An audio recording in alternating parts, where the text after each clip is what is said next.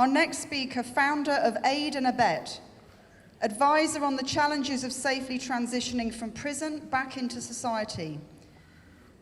Speaker on childhood trauma, addiction, offending behaviour, recovery, and the need for comprehensive relationship-based community supports. Please welcome Kevin Neary.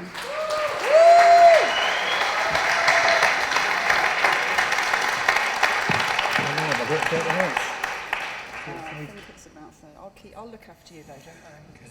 Thank you, Lisa. And can we give Lisa a round of applause because she's been amazing today. Fantastic.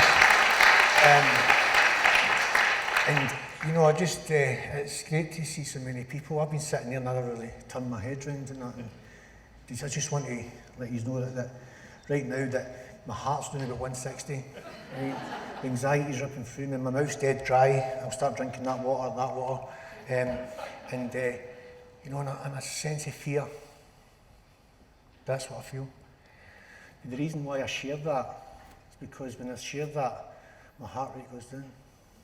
I start to feel okay again. And I can breathe. So yeah, I'd like to thank the previous speakers, you know, Warren and Alistair, James, and Karen, and Micah, where is she? She's gone. Well, brilliant. And so these speakers have made my job a lot easier. And Bruce Perry just speaking there as well has made my job a lot easier because what I'm going to share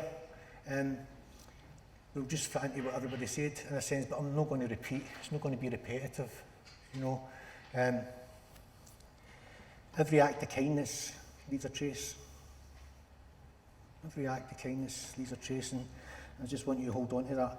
You've heard a lot about relationships and that. Karen spoke this morning, and she mentioned, and it's been said as well, you know, preventative army. You know, and I want to just share my journey to why I do and why I'm so passionate about what I do today. And I'm also mindful that not everybody's from Scotland, so I'll try and do a bit of a Sean Connery accent to keep you all sort of in line. But I won't always be able to keep that going, but I'll do my best. If I'm speaking too fast, just raise your hand and I'll slow it down again. Or if this is getting filmed, you can always watch it back and slow it down. Whatever. The reason why I want to share this journey to what we're doing today on preventative work, and to give you an insight which what I'll share, you'll absolutely get what James shared earlier, and Warren and Alistair. 4 years old here in Glasgow, Govan, I was watching a knife fight with my dad and two other men. Horrific scenes for a 4-year-old. And it was a horrible scene. And nobody ever came up and says, "How did that make you feel, wee man? What are you feeling now? How was that for you?" You know, I was left with that. Just watching Bruce's drawings there, he was shooting up and down stuff. And going to school, terrified. I was full of anxiety and fear, just what I was saying, but I never told anybody, so I kept it in for years. Do you know, going back to a household where there was domestic violence and alcoholism, living with 5 brothers and 3 sisters, with poverty, you know, and it was really difficult. I always remember going to school, and I would go away to school. My brothers weren't with me because they didn't have the shoes on their feet to go. You know, but I would go and get a pair because my mum knew I loved school. And I'd go to school and the holes in my shoes, and it's raining and it's wet and the socks are coming through the hole, and I'm traipsing to school because I just love school. And that first act of kindness was a teacher called Miss Hart, actually, who took me out to school, and she took me away and she bought me a pair of shoes. It's the first time I was ever in a car, and new socks and stuff, and it was so nice, and I still see it like yesterday. And I always remember going home that day like this. I nearly got knocked down. Couldn't stop looking at my new shoes. You know, it's just, I got in the door and my 5 brothers are on top of me wanting a shot of the new shoes. But you know, but school was difficult, going through school, and just what we spoke about there, just no realising what I realised the day, that what was going on in the house, you know, the social and economical situation, you know, the domestic violence, the stuff that was happening in the house, I didn't know it was having an impact on me, and I couldn't concentrate in the classroom. The teacher thought I was never interested. You know, James spoke about what the teacher done with him and stood him on the block and threatened him with what he could have got. Well, I did get that. You see, I was belted until the belt was banned in 1982. You know, so I don't ever recall my parents ever lifting their hands to me. The damage was done psychologically, what they'd done to each other. That was the damage. However, when I was going to school misbehaving because I couldn't concentrate in the classroom, because see, my neurons were firing, they weren't wiring, they weren't connecting. And I didn't know that. So I didn't realise that I was actually suffering, and my filter wouldn't accept information. And my stress response was just to disrupt the classroom. When the book was coming round and I had to read a paragraph and the sweat was coming out, my heart would be beating, and to get out of that, I would misbehave. And the teacher would take me up, and if some of you older guys like myself will remember, you got the belt. So you know, 8 and 9 and 10 years old, getting the belt and going home with blisters up my wrists. So you can imagine I didn't really have much of a relationship with school teachers. You know, and then, by the way, when that stopped, that's when I was put out of the classroom. So I was only put out of the classroom after they couldn't use the belt, because that was the next part of punishment, is I'm going to hit you, and if I can't hit you now, I'm going to exclude you. And I was excluded. So I never felt part of school. And by the age of 13, my behaviour's off the wall. I don't trust what's going on at home. You know, I feel that my attachment to my parents was gone. There was no trust. I had no trust with school either. I was a guy who ran away from school all the time. Sat down at rivers, sat in closes, hiding through the day, because that's where I felt safe. It was just me and my own. Do you know, I'm removed from school at 13, 14. I'm on the streets and I want to fit in. See, I'm a human, I want to connect with people. I want to be accepted. And that's what I do. And I start connecting to older guys, jumping about, and to fit in, I'll do anything. No problem, I'll do it. So I'm getting recruited. I want to walk like him, I want to talk like him, I want to move like him, I want to wear his trainers. I always wanted to be everybody else but me.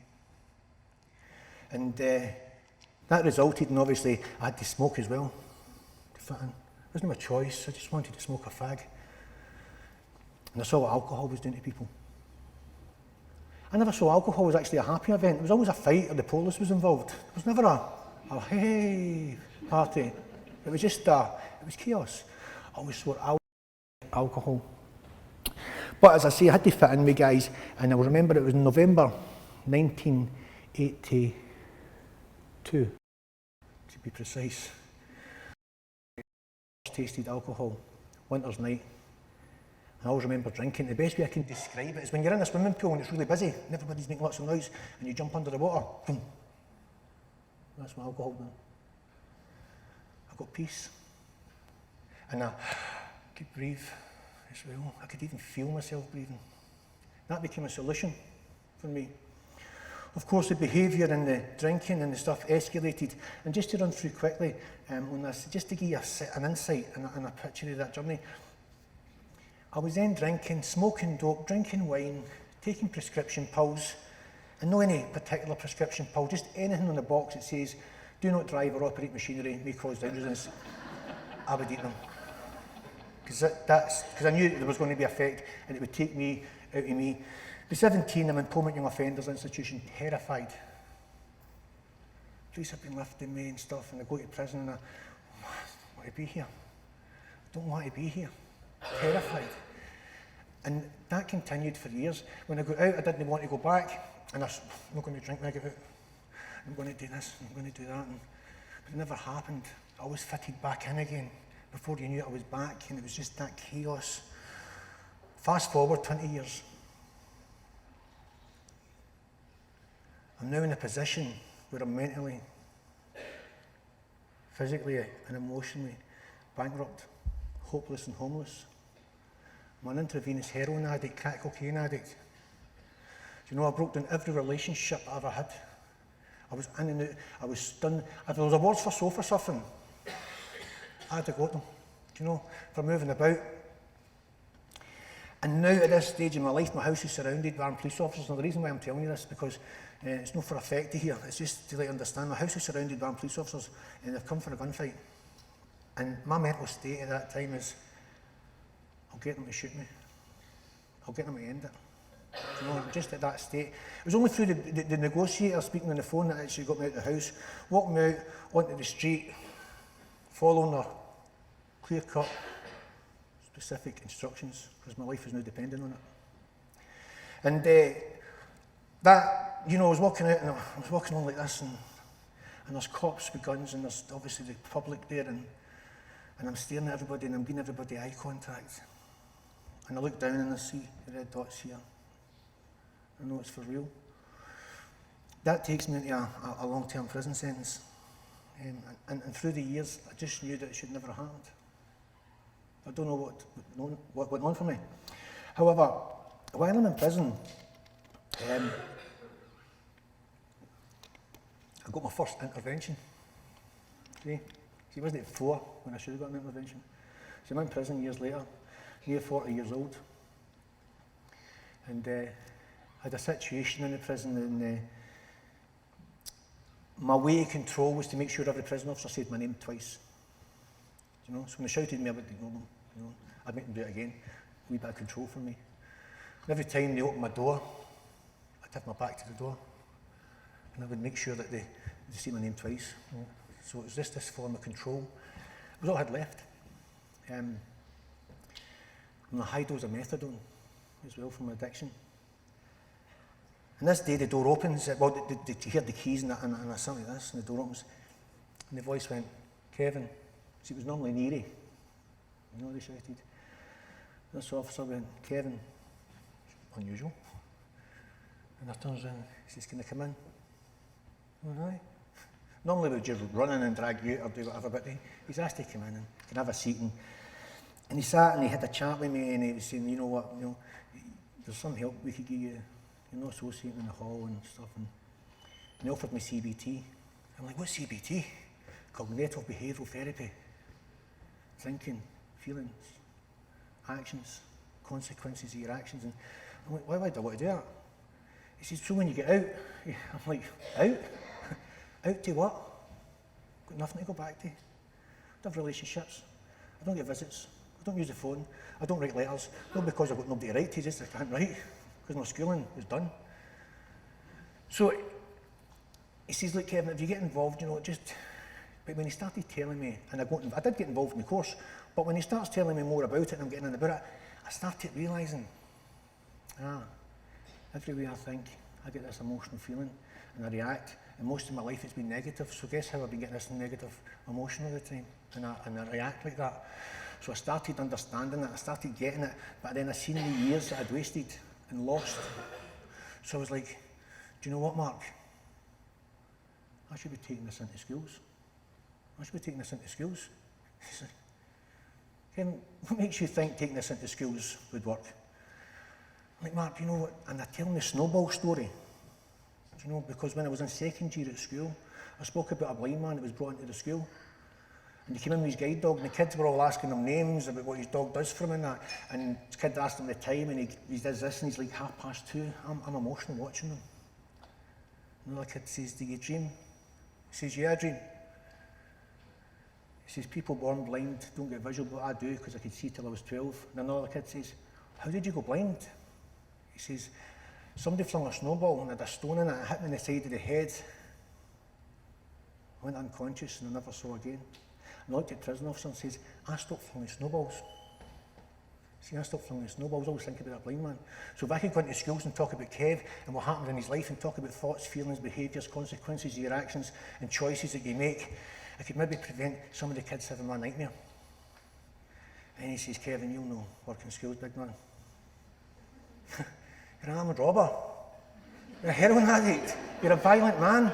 You will never ever get to work in schools. So, you know, I went to my prison cell that night and you know, and I got in and I cried like a baby, man. I really, really broke my heart because I was reflecting on everything that I'd done, you know, and the damage that I caused to people and my family, and I was reflecting on that. But the main reason I was actually such a I was crying because I found a purpose in life. See, I found a purpose, and I knew that if I get out of here and I change, I'm going to get into schools. I can do this. And so that was the process. I ended up going through the system. I used the prison to my benefit. I done everything I could. I came off methadone while I was in prison. I came out of prison.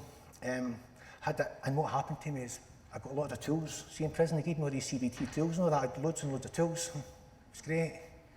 And I left prison with the tools, out into society, and there was nobody there to help me use them. So I relapsed back into addiction again. Near two-death experiences through unintentional overdose. Do you know, and it was only through meeting another person who had a similar experience, who turned his life around about, supported and helped me, and got me through into a rehab. And through that process, I then started working on me from the inside out. Started really understanding. And the process through recovery that I went through, it got me to clear and free myself. But within that, I thought, people getting out of prison are just going back. And people who knew getting out of prison were dying within 72 hours, just like I relapsed within 72 hours. And people were committing crime, and so that's when I got the idea of Aid and Abet.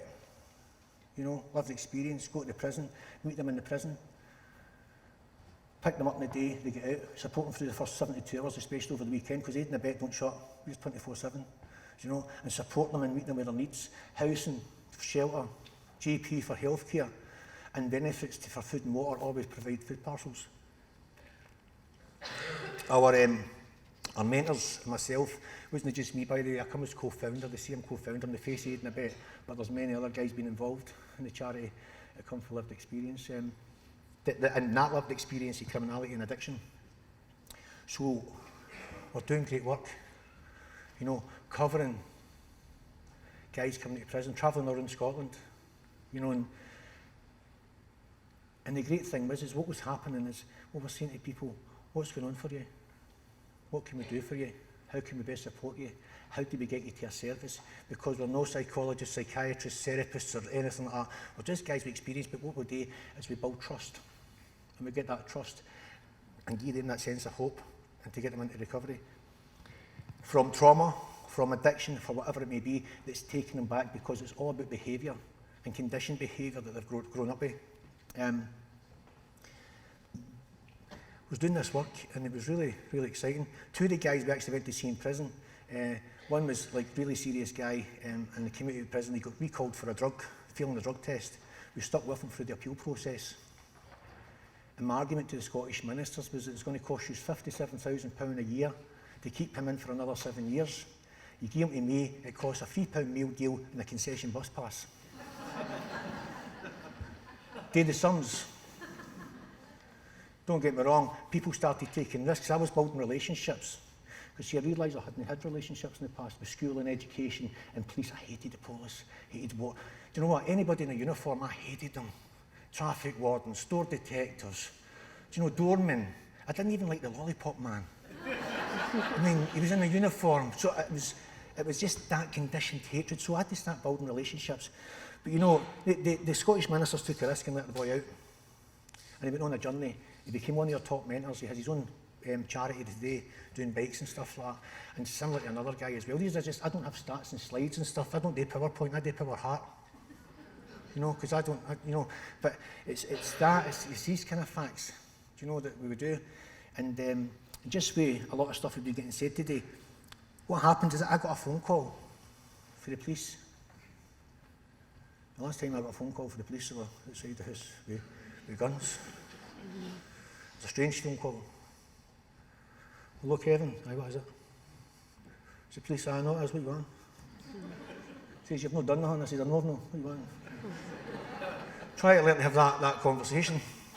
He says, Kevin, can you come and see us in Edinburgh? We hear what you're doing with Aid and Abet and the results that you're getting, because it was a social worker that contacted them. He says, these guys are doing a lot of great work, they're all volunteers and they're getting good results. And I went up and seen these cops, and I didn't know that. You need somebody to be with you, and I had somebody with me, but you know, I didn't see me. But I got there, and there was James. He says, how you doing, James? Glad to see you. And he got up and see these characters. He goes, I'm here to support you. So just because James was the violence reduction unit, there was a connection there. So we went up and seen these guys, and what they showed us was I saw cops with compassion I'd never saw before. Working with 16 to 25-year-olds, preventing them going further into the criminal justice system. Do you know? I know it's not like to be said. I just describe it as, you know, guys that were coming out of the prison that we were, including myself, by the way. See, when I first went to prison in Pullman, it was full of criminals. Full of criminals. See, the last time I went to prison, it was full of mental health, and I was one of them. Do you know? There wasn't criminals in the jail, it's just mental health. And, you know, for me, that preventative project, and the police says, you know, we want you to come and join us. I'm like, you want me to work with the police? He says, aye. I'm like, wait a minute. People out there, I would need to, you know, because of the stigma and the belief that everybody else has got about cops. But what they were doing, I thought, no, what, I'm going to take a risk because you're taking a risk. Police Scotland's taking a risk with me. So I'm going to take a risk as well. So I joined them, so there we are. And we call it Cops and Cons. And believe it, it's cops and cons in the car together. We go out side by side, go and see these young guys, you know, and just to let you understand is when we go down to Edinburgh Sheriff Court cells, we get the cops check through the list in the morning, who's at court, look at the last offending behaviour, how bad he's been over the year, and we go and do an approach. Every single time they bring a young man in, he thinks I'm CID. and he does the, aye, what is it? So I meet Kev, Aid and Abet, here to talk to you. He's like, thank fuck for that, I thought you were a police. He says, no, I'm no police, mate, but he is. And he does a double take like that. And but what he sees is something new. So his brain's taking it in, it's like, what? And we offer them support and help and just to get them into training, education, whatever it may be. The majority of the guys that we support, 16 to 25-year-olds, come for bereavement, loss, separation. Do you know? And it's been like that. And also, some of the guys, Bruce just pointed out there, just quickly, two wee guys, one wee guy's, both parents died of AIDS virus through the addiction in one part of Edinburgh. And another wee boy, whose both parents who were professional, yet the two of them were displaying the same behaviour, exact same behaviour, robbing and stealing and that. And I was trying to work out, I can get why this wee guy's maybe because of the traumas, he said, but what's his traumas? Lack of love, lack of connection, because his parents were professional and just thought he'd do all right for himself. So he had to seek out other people, which took him into the system. So today, just quickly to say that today, you know, we talk about cops and cons, and when I look back to that time walking out the house, guns are on me, I'm looking across the street, and I'm looking and being eye contact. Do you know, I see that cop's face every day. Every day I see that cop's face. And it's known here, it's no PTSDs in the office because I work with them. No, the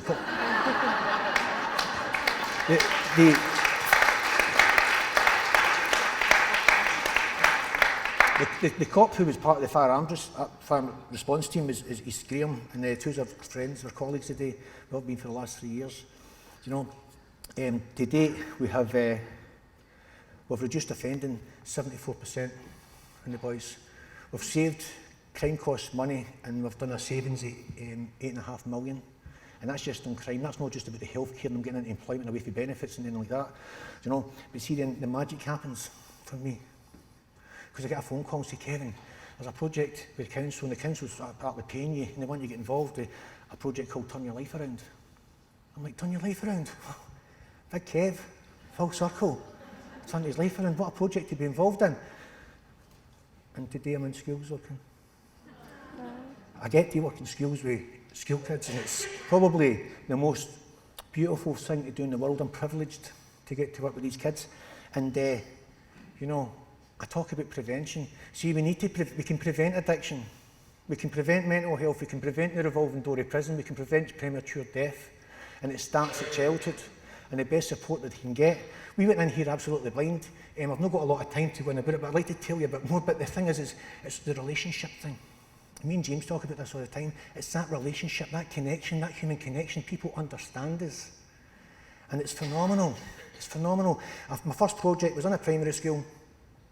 And I says, what am I meant to do here?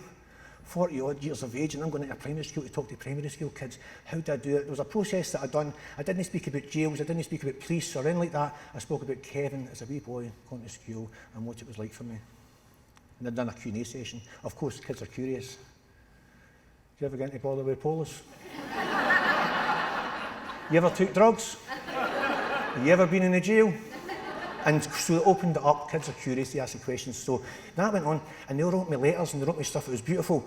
And one wee girl wrote to me, and she said, Kevin, you told my story today. It's still happening.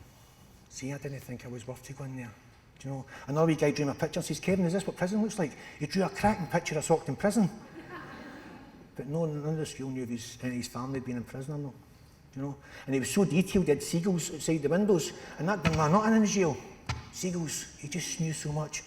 Anyway, we've done the work. I just want to I don't do PowerPoints, but this is just an overview of the stuff that's happened for Turn Your Life Around. Do you know, Aid and Abet's great. You know, we go in and we try and prevent guys going back to jail and get them into services. You know, they prevent 16 to 25-year-olds going further into serious and organised crime and drug addiction and then great. But see if we can stop the kids even getting there.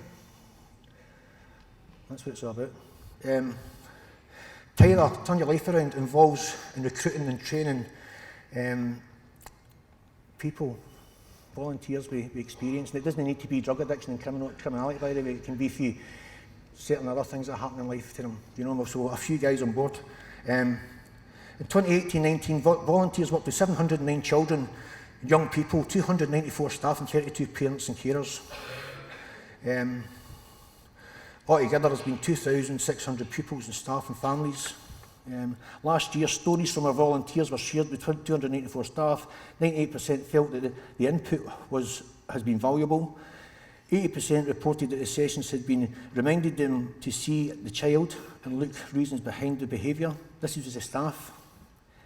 Give them hope that no matter what the current situation, people can turn their lives around. Increased awareness of the differences that can make to support children and young people. And the pupils, 1 in 5 people reported that had been to realise that I'm not alone, and everybody has a hard time. The primary schools, they were saying they felt more grateful. These are kids who hadn't experienced adversity. You know, the kids who had experienced adversity and trauma.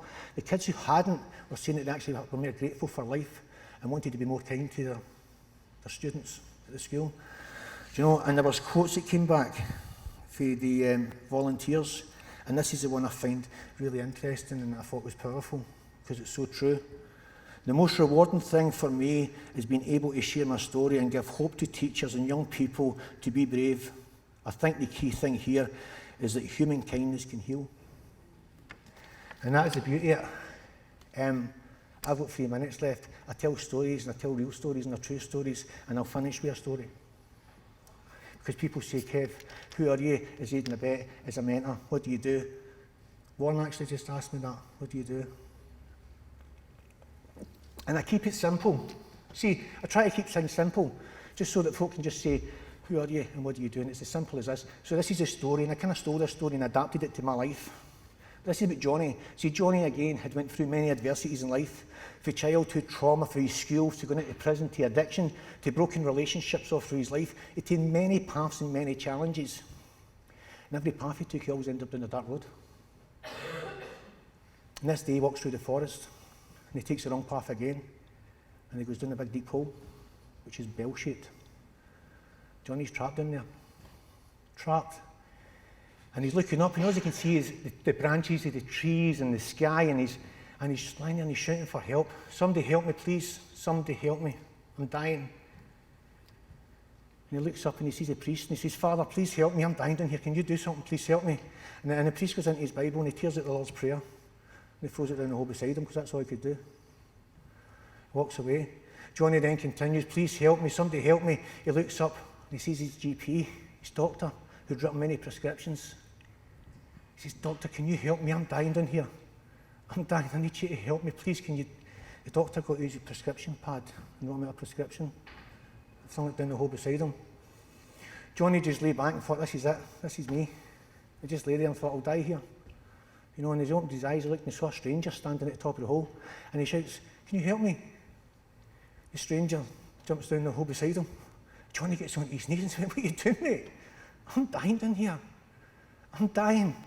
you know what? And he starts telling the stranger all about his life, all what happened to him in his life, to the point where he fell down the hole. And he's saying, no, the priest couldn't even help me. The GP could only flung down a prescription pad. And you don't even know me. And you jumped in here beside me. Why would you do that? Now the twos are trapped. Now the twos are trapped in here. And the stranger picked him up by the hands, looked him in the eyes and says, my name's Neary, Aid and Abet. I've been in this hole before and I know way out. Ladies and gentlemen, thanks for listening.